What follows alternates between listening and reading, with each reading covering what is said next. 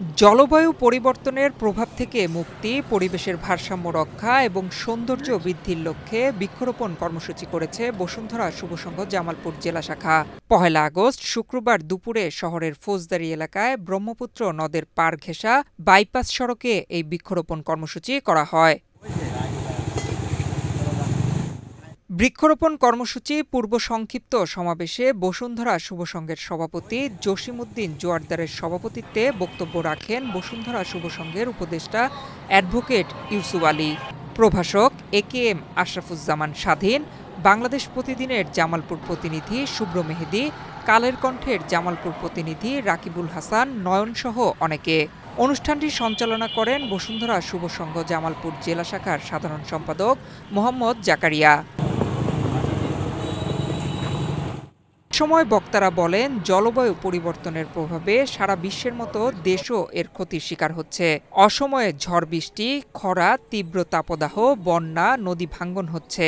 এটা যে শুধু উন্নত দেশগুলোর কারণেই হচ্ছে তা নয়। নদী, পুকুর ভরাট, প্রয়োজনে অপ্রয়োজনীয় গাছ কেটে ফেলার কারণে বাংলাদেশও নানা সমস্যার সম্মুখীন হচ্ছে। জলবায়ু পরিবর্তনের প্রভাব থেকে মুক্তি এবং পরিবেশের ভারসাম্য রক্ষায় বসুন্ধরা শুভসংঘ জামালপুরে সামাজিক বনায়ন তৈরিতে মুখ্য ভূমিকা রাখবে। তারই ধারাবাহিকতায় বৃক্ষরোপণ কর্মসূচি। একটি দেশের যে পরিমাণ বনাঞ্চল থাকার কথা, সেই বনাঞ্চল আমাদের দেশে নেই। তারপরেও প্রতিদিন উজাড় হচ্ছে বন, গাছ কাটা হচ্ছে, গাছ কমে যাচ্ছে। পরিবেশ ভারসাম্য রক্ষার জন্য গাছ লাগানো প্রয়োজন, সেই উদ্যোগটি নিয়েছে বসুন্ধরা। এই বৃক্ষরোপণটা আমাদের সামাজিক আন্দোলন হওয়া উচিত, সারা বাংলাদেশে ছড়িয়ে দেওয়া উচিত, বৃক্ষরোপণ করা উচিত।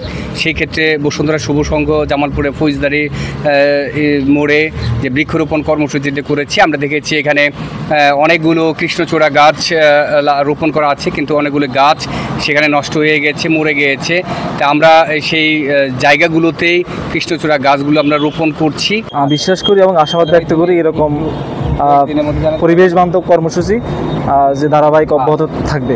সমাবেশ শেষে শহরের ফৌজদারি থেকে ফেরিঘাটমুখী ব্রহ্মপুত্র নদের পাড় ঘেঁষা বাইপাস সড়কে শোভাবর্ধনের জন্য কৃষ্ণচূড়া গাছ রোপণ করা হয়।